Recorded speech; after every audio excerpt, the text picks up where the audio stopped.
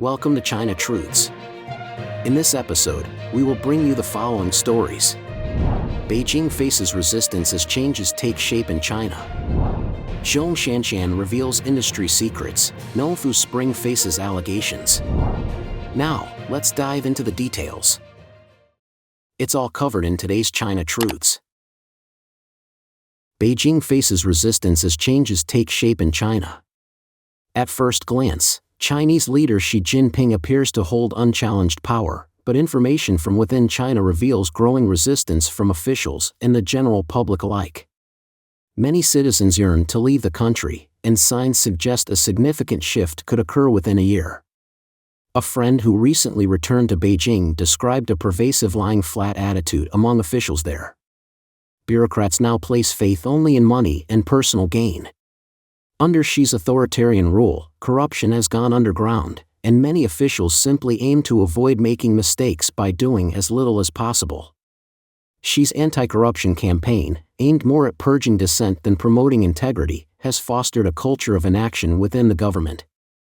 Reports from CCP's Central Commission for Discipline Inspection revealed that from January to October 2021 alone, 247,000 instances of failure to implement Xi's directives were identified. This indicates widespread passive resistance to Xi's leadership. Meanwhile, recent anti-corruption statistics show record numbers of investigations, reflecting an increase in misconduct despite Xi's 12 years of anti-corruption efforts. While officials lie flat regarding their duties, they exploit and oppress ordinary citizens. With local governments strapped for cash, fines, arbitrary detentions, and abuses of power have become rampant. A 2022 report highlighted that revenue from fines and confiscations hit a 10-year high of 428.3 billion yuan, or about $59 billion, and experts predict even higher numbers for 2023 and 2024. China lacks freedom of thought, belief, press, and speech. Its touted whole-process democracy requires no citizen input in selecting leaders. Public dissatisfaction is widespread, with some estimates suggesting 90% of citizens hold negative views toward Xi Jinping and Beijing. Many aspire to emigrate but face barriers, including passport confiscations and travel restrictions imposed on public sector employees and teachers. Reports also show that China is experiencing a historic exodus of wealth and talent.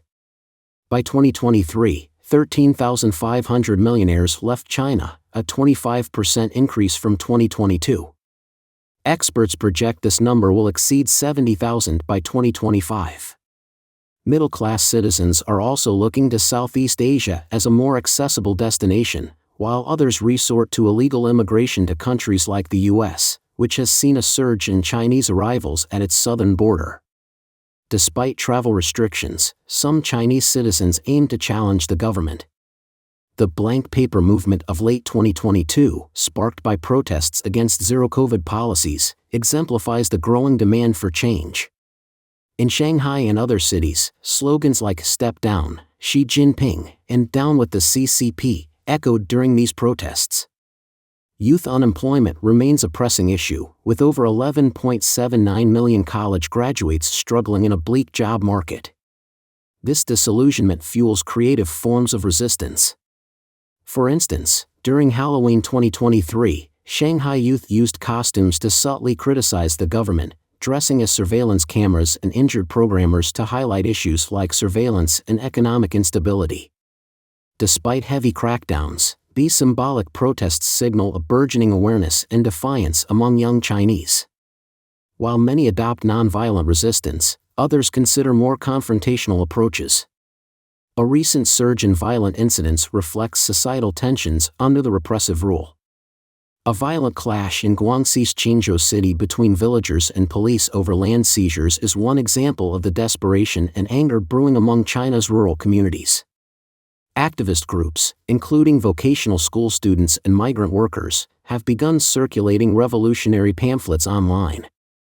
These documents condemn the government's exploitation and call for collective action.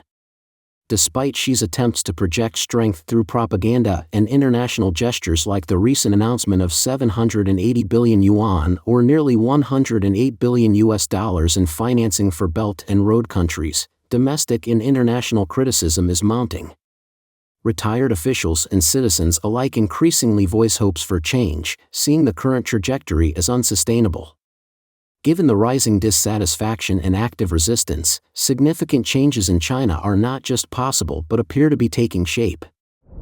Zhong Shanshan reveals industry secrets. Nongfu Spring faces allegations.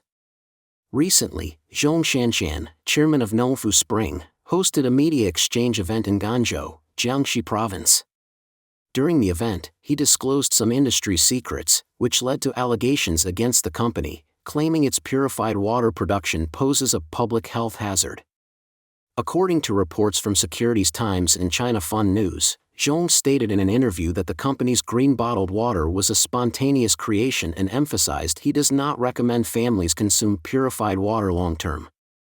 On November 22, a Weibo user verified as a science communicator, Xiang Dongliang, announced he had filed a formal complaint with the Market Supervision Bureau of Xiu District, Hangzhou, against Nongfu Spring's green bottled purified water, alleging it jeopardizes public health. Xiang argued, through the official media outlet 21st Century Business Herald, I learned that Zhong Shanshan publicly admitted that prolonged consumption of Nongfu Spring's green bottled purified water could cause health issues, and that the product was launched impulsively. Given Zhong's role as the actual controller of Nongfu Spring, it is reasonable to assume he oversaw the production and quality control of the green bottled water, fully aware of its production details. His admission implies that the product is unsuitable for long-term consumption and potentially harmful to public health. Furthermore, Xiang highlighted that the green bottled water packaging lacks any health warnings and the company has not implemented any purchase restrictions despite its unsuitability for prolonged use. He accused Nongfu Spring of deliberately disregarding public safety. He urged the regulatory authorities to expedite an investigation to safeguard consumer health and maintain the industry's reputation. In his blog post, Xiang emphasized that most essential minerals and trace elements are obtained through food, rendering the mineral content in drinking water negligible. He added, as long as packaged drinking water meets national standards, it is generally safe to consume, except for brands whose executives publicly admit to safety concerns. Xiang also attached screenshots of Zhong's statements and evidence of his successful complaint submission. According to Fast Technology and Daily Economic News, Zhong held the media exchange on November 19 and 20 to address controversies surrounding Nongfu Spring. His forthright remarks have reportedly upset many industry leaders. When discussing the rationale behind launching the green bottled purified water earlier this year, Zhong remarked, to be honest, it was a decision made in the heat of the moment. I wanted to clear my name.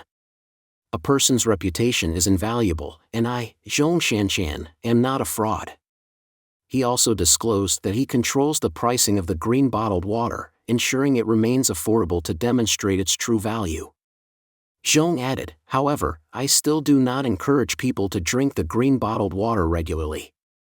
It's fine to purchase a bottle or two when thirsty, but prolonged consumption by families from morning to night is problematic.